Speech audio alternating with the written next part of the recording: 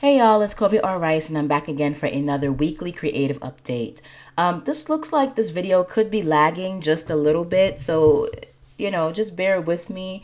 I just upgraded my systems on my laptop, on my MacBook, to Mac OS Mojave or Mojave. I'm not sure how to pronounce it, but ever since then, my computer's been a lot slower, so I need to clearly get a memory upgrade, which is expensive. So that probably won't happen until the end of January, and hopefully we can just sort of continue to roll along until then. In any case, welcome back to the epic, fantastical journey of a Black female sci-fi writer. I am Kobe R. Rice, as I said before, novelist, filmmaker, game designer, narrative designer, dramaturg. What else do I do? I keep losing track. Globetrotter, all those really cool, awesome, fantastic things. Screenwriter and TV writer, etc. And I am back for the December 24th, Monday at 7:46 a.m. Update. And I'm actually back on time this week. And you guys don't have to wait a million years for my weekly update as usual, even though there's not really that many of you waiting for it. But still, gotta treat every person like they are the most special person in the world, right? Because somebody's giving their time and their effort and their energy to your podcast. So you better show up and you better do a great job. Okay. So what's been going on this week? As you guys know, I'm going to tilt my microphone this way a little bit more. I have just finished, where's my thing here? I have just finished last week, it was last Tuesday, the very beautiful draft of my next novel. And this is actually like not the whole draft. It's the draft, but it's not just the draft that's in this binder. So this binder itself is the TV Bible and world building Bible of the entire Books of Ezekiel series. So because the manuscript is a part of that, I have put it inside of this binder. It's just easier. But this is something I just want to show you guys really quickly. I can't give you the tour that I want to give you through this binder and have it make complete and total sense because my camera angle is not the greatest. But in this particular binder, let me see if I can just put this down a little bit. There we go. For those of you actually watching this on YouTube, I have a world building section. And for each section, there are many sub-tabs, right? So in the world building section, I have like a section for the timeline.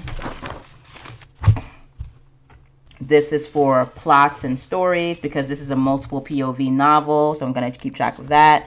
There's a section for locations, maps, civilizations, a particular piece of the world called the alchemic canon, which is really important.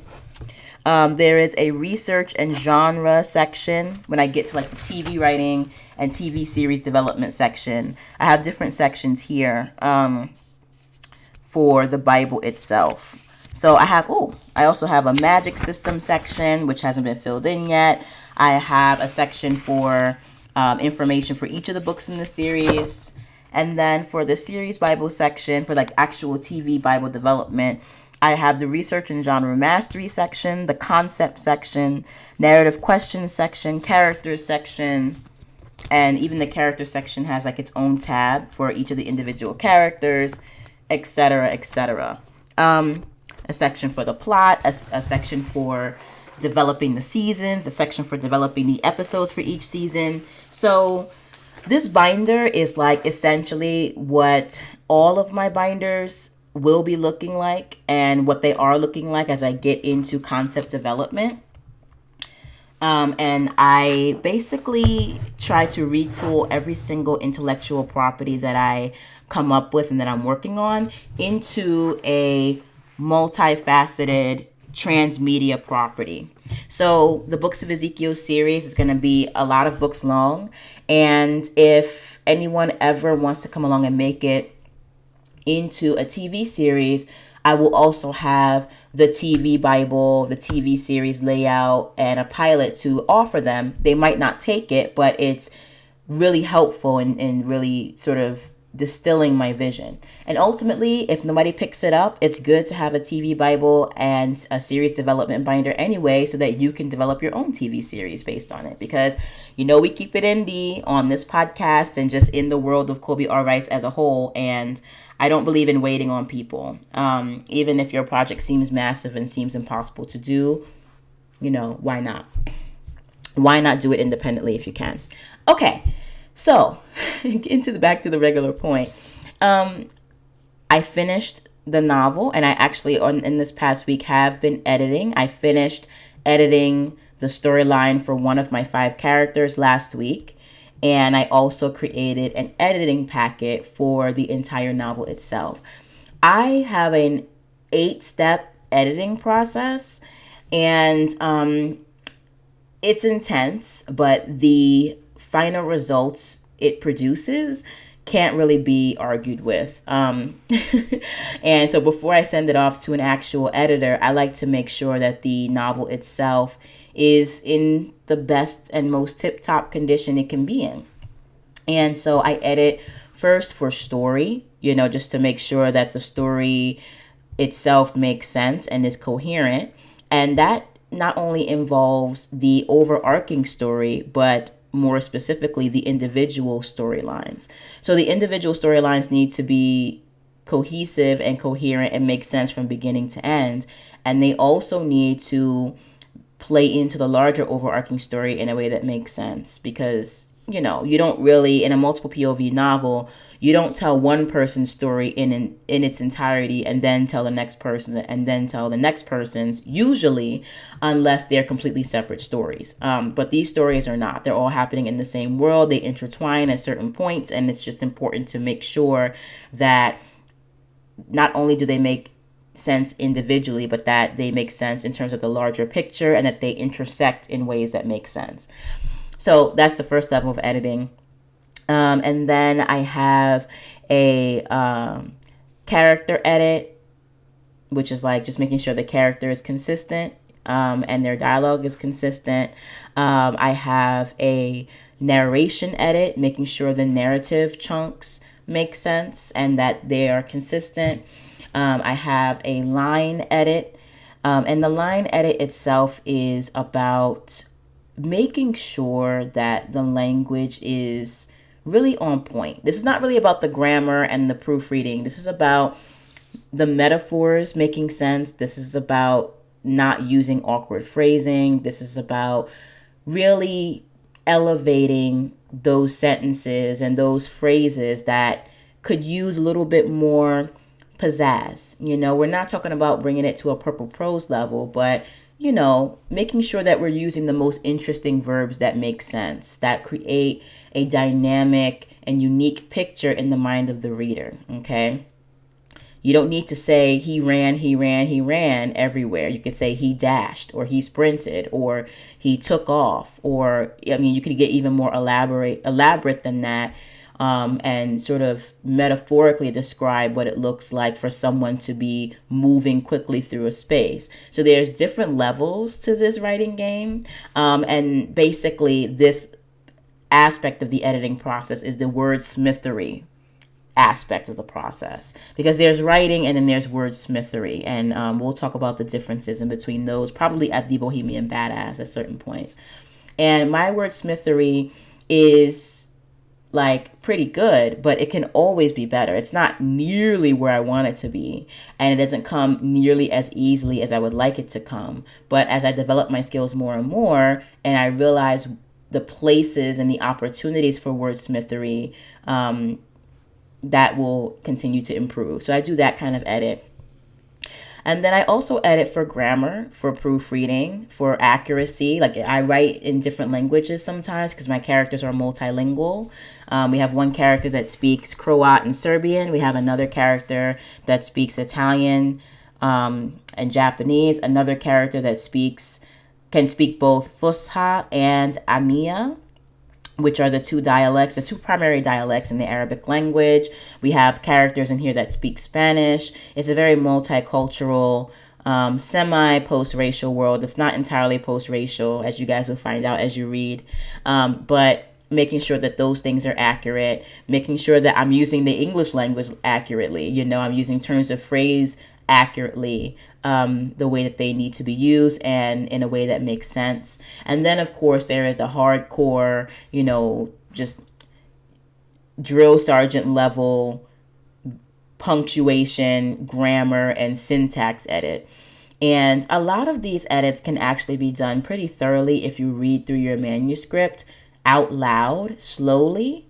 And if you do that, you will probably catch the grand majority of the grammatical errors if you are good at grammar.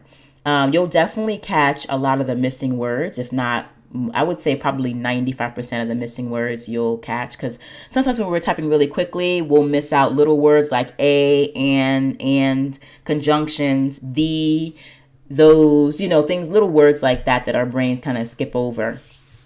And if you're reading a text out loud, you will usually catch those omissions. Just as if you're reading a text out loud, you can actually hear how the text is sounding and say, you know what, this phrase doesn't sound right, or this phrase is too long and clunky. Let me make it more concise. And when you're actually reading slowly and reading out loud, you can catch the grammatical errors. Now, this is not useful to you if you are not good at grammar. If you don't know where to use a colon versus a semicolon, you need to hire a proofreader. Okay, my grammar actually tends to be extremely, extremely good. I don't usually have a problem with that if I'm proofreading for grammar. I usually catch all the mistakes. If you aren't good at grammar and you want to get better at it, get the Strunk and White's Elements of Style book. Literally has every single grammar point and grammatical question that you would have in a tiny little resource. Anything you ever want to know about English grammar is in there. So you need to just kind of look and see, even down to where you should capitalize words versus not capitalizing them. At what point do you use the Roman numeral form of a number versus the actual written form of a number? Like, all those questions are in Strunk and White. So, get that book, study it, and apply it to when you're editing pretty much anything. Or you could also use Grammarly.com, which is great. You shouldn't rely on it 1,000%, but if your grammar is bad, it will really help you to learn better grammar. So those are like all the levels of editing I go through. And that also includes the world building edit, because when you're developing a series that's in a sci-fi, fantasy, or horror world, and it's a serialized series that's supposed to be cohesive, you need to continue to expand the world and build the world and help the readers experience the world as they're going through it. I give readers information as it is necessary. I don't info dump. I don't put little appendices. And, it's like, when you step down into a world, you don't automatically always have a tour guide popping up out of nowhere being like, by the way, let me give you the history of this country you've just jumped into. No, when you go as a traveler into the world, you realize you're in a different place and you learn the rules and you learn the customs as you live day to day. That's how I do my actual novels. But in order to do that effectively, you have to make sure and plan ahead to see what aspects of the world you want to introduce in this segment of your story and how you're going to do that. Through whose eyes are you going to explore this world or this part of the world, and how will you introduce that information?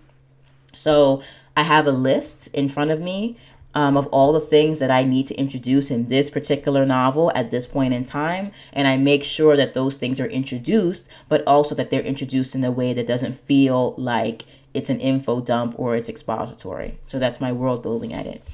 So many different levels to this editing game. And again, I will write a series of comprehensive posts on my mode of editing my novels at thebohemianbadass.com. But that's basically what I've been working on last week. And to be honest, after I finished the draft on Tuesday, I took like not even a 3-day, I took a 4-day break from the entire story and world at large. I just needed to get my mind and my head away from that space, I actually started writing a new novella, which is going to be due and actually coming out in March 2019, working on the actual word count of that novella, and also working on the world building, the plotting, the characters, and things like that for the world of that novella series at large.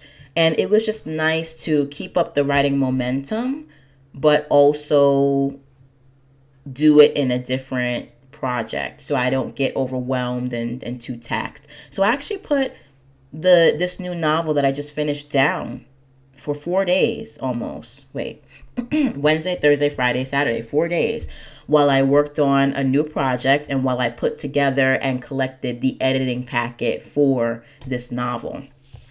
In the time that I put the editing down, I also continued to work on that co-written novel I told you guys about for the USA Today bestsellers list aiming box set I'm a part of. Made a lot of really great headway on that. We collectively, we have our characters now. We have the world it's set in. We have the mystery that we want to focus on. We have the villain, and like the villainous entity that we've created for the novel. And I've gotten about 25 to 50%, somewhere in between. I would say maybe about 30% of the way through the plotting for my character's journey in that story. And I do foresee me having a pretty decent rough draft of an outline for my character by the end of this month, assuming that I keep working on it, of course. So I took time to work on that, which is great. What I also did this week, and I'm looking at my phone, is I continued the production process for my novel, The Lock-In. It's officially called The Lock-In, which is the third book of the third book in the Books of Ezekiel series. And again, instead of looking at the editing portion, I looked at the book production aspect of this process, and I commissioned the cover, both the ebook cover and the print cover for the novel, and that is now done. So a lot of stuff has been getting done around the novel and around writing projects without me working directly on the novel. Okay, so my brain is still resting, but it's also doing other things. Let's see, what else have I been doing? This week, because I was finishing up my novel, for that novel I wrote, let's see, that's 1,600 words plus 3,200 words. So I wrote about 4,800 words total to finish up the novel, and then I wrote over 300 words for the new novella. I already told you about the world building that I've done. I already told you about the cover that I commissioned for The Lock-In. And I did a lot of marketing this week as well. Most of the marketing tasks, though, were centered around the USA Today bestsellers list box set. Just getting certain things together, because I think there are over 30 authors together who are going to be launching this box set. And each one of us is responsible for really going hard on the marketing aspect of this. And so I had to, and because each of us has a marketing sort of, we have like our marketing domain, we all have to do certain things to help certain authors get their marketing tasks on point. So one of the authors is like trying to organize some really great promotions for the box set, and that required the rest of us to go in and fill out a lot of information about our novels, about our books, about our characters and stuff like that. So I had to do a lot of that this week, like the supporting of other people's endeavors. And then I also had to work with my own team, our cross promotion team, to make sure that our marketing schedule is on point. And so I'm in charge of getting advanced reader copy reviews, which I'll be working on, not now, but in January, because I already have that down to a science. But I've also been helping out my colleagues in my cross promotion group set up newsletter swaps for the actual box set, which is really integral. I mean, this is a really important part of the process, and we have a lot of responsibility. Essentially, a lot of the book sales are contingent on us getting these newsletter swaps in addition to ad buys and things like that. So we're really, getting things together. And I've been working on that a lot as well. So a lot of work around and on multiple projects that don't have to do with the books of Ezekiel, but the books of Ezekiel is still moving forward. And I'm really happy about that. I also did a little bit of work on the Bohemian Badass, but more so as usual on the content behind the scenes. There is a series of worksheets that I have been working on with regard to helping myself, but eventually other people develop their own independent television series. So these worksheets are sort of ongoing, and I decided to delve back into these worksheets and just spruce them up, cut things out that are not important, just really update them. So I've been working on that. And I'm also trying to turn the TV development worksheets into a different property for serialized novels as well. Because I'm working on developing, let's put it that way, The Camille, and then 2 other series that are going to be coming out in 2019. And each one of these series is going to be comprised of 5 seasons, 10 episodes per season, but just in novella format, right? So The Camille, as I've been saying to you guys before, is essentially going to be comprised of 50 episodes in total, and each book in The Camille is going to be an episode each, which I hope will work, because if there are 10 episodes per season, but each episode is like 10,000 words, that's going to be quite a hefty novel, right? Or if each episode is 20,000 words, as was the pilot for the Camille series, that's going to be pretty hefty, but that's going to be also pretty entertaining too. So because I develop my TV series ideas also as novella serialized series, I can then make the TV development worksheets, the courses, and the workbooks basically work for novella series as well. So I'm trying to find a way to translate those worksheets I've been working on into worksheets that I can use for developing a serialized novella series. So that's what I've been doing for the Bohemian Badass this past week. Creative Uni, I finished Spike Lee's independent filmmaking masterclass, which is really amazing and great, and I'm excited about that. And I'm also sitting more of Mira Nair's independent filmmaking masterclass, and you guys already know that I love her to pieces. I am here for it. I love what she does, and that should be finished by the new year as well. And I also worked on my master's report a bit last week. I have to sort of get back on that in terms of looking at that daily.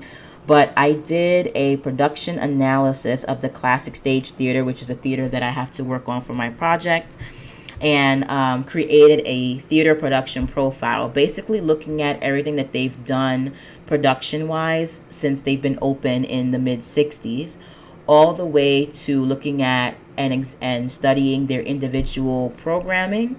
So not just their theater production programming, but their educational and outreach programs. And after I did a full-on study of those, I created a profile for the Classic Stage Theater. And it allowed me to see what the theater has been doing, what its concerns are, what its mission is, and how it's making its mission manifest in itself and in the community. And so once I was able to do that, I was then able to say, okay, based on what I know about the Classic Stage Theater, I can now do the actual assignment, which is the curation of a 6-show season of classical canonical works that is geared towards a more modern, more diverse audience that might also be more open to interpretations and adaptations on these works. So I'm actually really excited about the way in which I'm curating this season thus far. Uh, the classic stage theater definitely likes to do sort of big name headlining canonical works like Ibsen, like Chekhov, like Strindberg, etc. And I noticed that they have just enough cultural diversity for me to fill out an entire season. So for this season that I'm putting together, just a sneak peek, there's going to be one American play, one French play, one English play, one Russian play, one German play, and what is the other?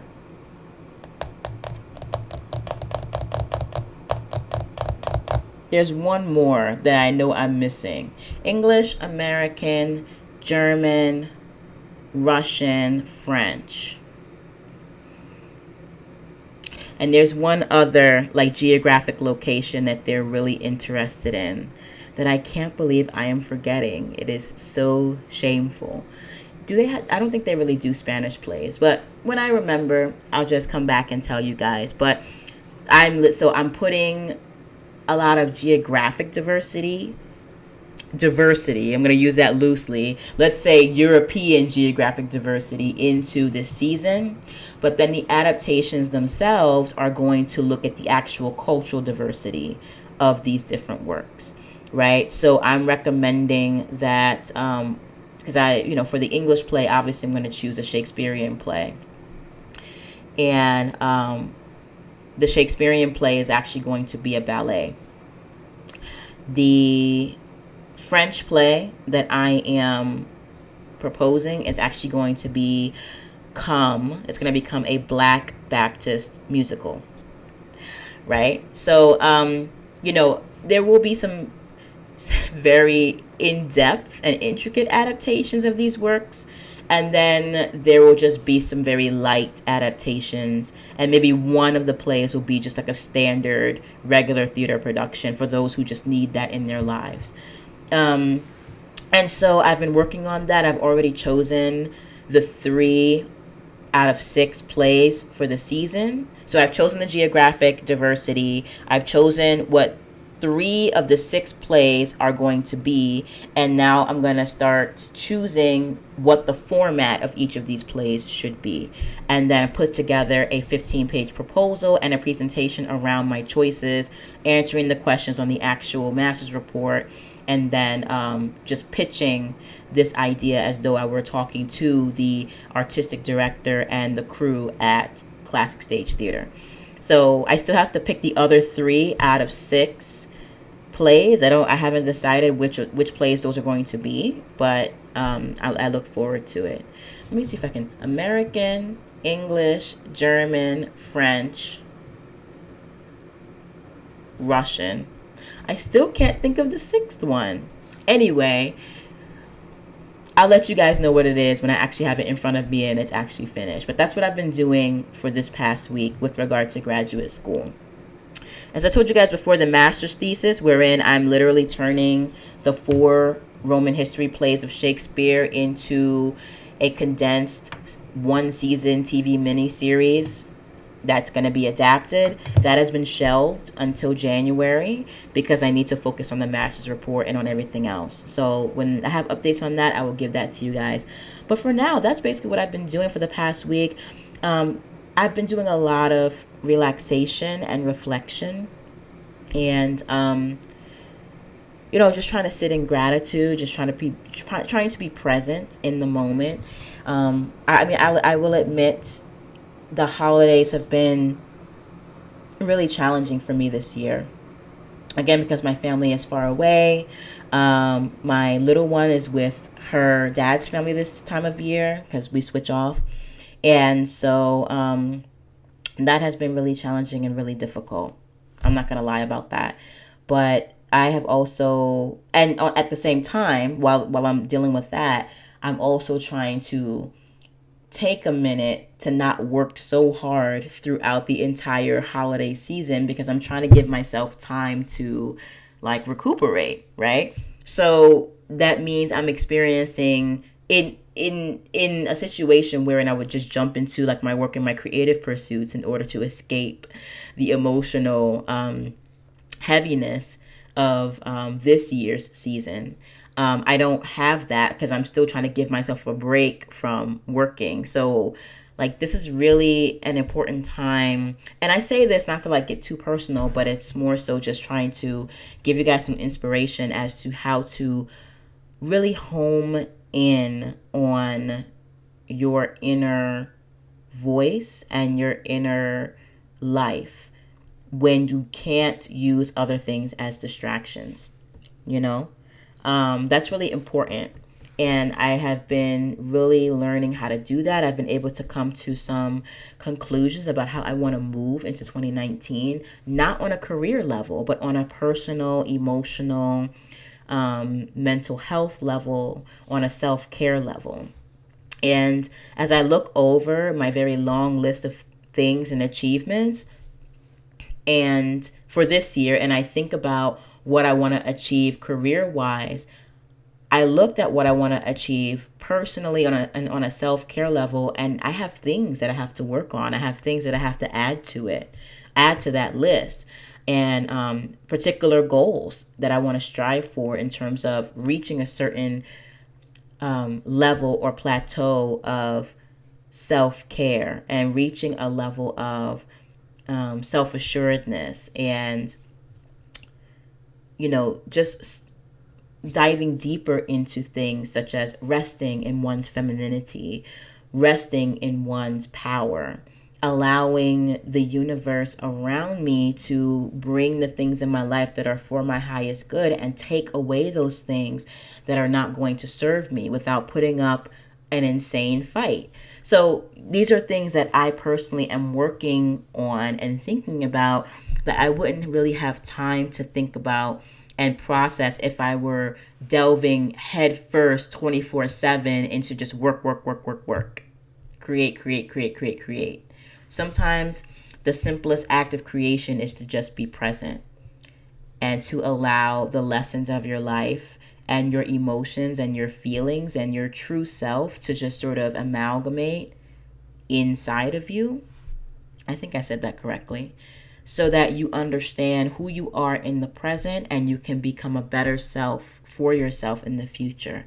And what really helped me to embrace that while I was struggling with my emotional challenges and my solitude this season was listening to the Something Better podcast. It's a really amazing podcast that I just stumbled on when I was looking at ways in which one can manage himself and herself through the holiday season when you're far away from family and you're sad, which is what I was going through and what I'm still going through.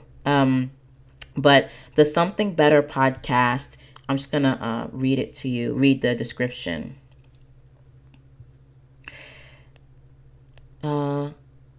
It's the Something Better podcast by Amy Loftus. Inspired by the staggering statistic that over half of American women are living without a spouse for the first time in history, Something Better is singer-songwriter Amy Loftus's solution to exploring behaviors aligned with the inner masculine and feminine energies that helped her find true love. Amy believes conscious use of these energies is not only how to attract lasting love, but how to maintain a healthy, happy marriage.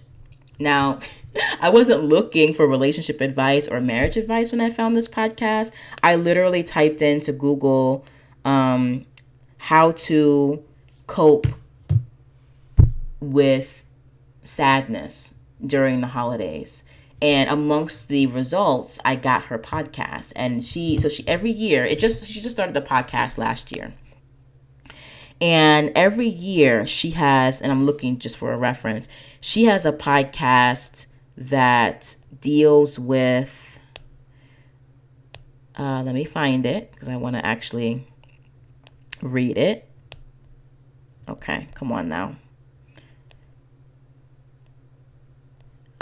She has a podcast talking about how to manage self and how to be centered in self if you are spending the holidays by yourself.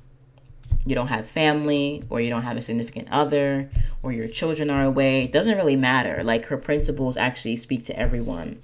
But that's how I found her podcast, is managing like that crushing feeling of just like empty, silent solitude that some of us are going throughout the holidays. And it's been really helpful in helping me to like understand how to better mine my own, how do I say? It's helping me to better understand how to mine my own sore spots, and how to start healing processes for things that I didn't even know needed to be healed, and starting to find things to reflect and meditate on that will make me a better person, a better mom, etc. So I wanted to leave you guys with that, and like a super vulnerable personal note, that if you're struggling with the holiday blues, even if you have your family surrounding you and you have like the perfect life, sometimes people are struggling internally with things like depression, with clinical illness, with chronic disease. I mean, you don't have to be like the only people who are sad. It's not the people who are sad during the holidays are not just the people who don't have anyone. There's some people who have everyone, but whose health is failing, or they're just dealing with like mental illness or something like that. And so if you're dealing with something like that, then the Something Better podcast, I think, is a great place to just start, because it really shows you that the only tool you need for self-improvement and self-empowerment and for self-love is yourself. And so you don't need to do anything special except be receptive, listen to yourself, and connect more deeply with your instincts and with your inner life. So that's all I have to say, y'all. Way shorter podcast than usual. It's Christmas Eve, Monday, now 8:22 a.m., December 24th. And I just wanted to wish you guys an amazing, wonderful, happy, joyous Christmas, and also happy holidays. I will be back next week for my next weekly update. And then you guys will then see me, like, I think January 6th as well. But I will be taking either this week or next week, probably this week, off, and really easy, because I just need to again, not be overworked and just be present with myself for this week. And I just want to wish you guys a wonderful Christmas, happy holidays, or happy Kwanzaa, happy Hanukkah, whatever it is you're celebrating. I hope you're with family and friends, and most importantly, I hope that you are present with yourself. And for those of you who will be writing over the holidays and creating, keep writing, keep creating, keep it indie, stay badass, and I'll talk to you guys next week. Mwah. Bye.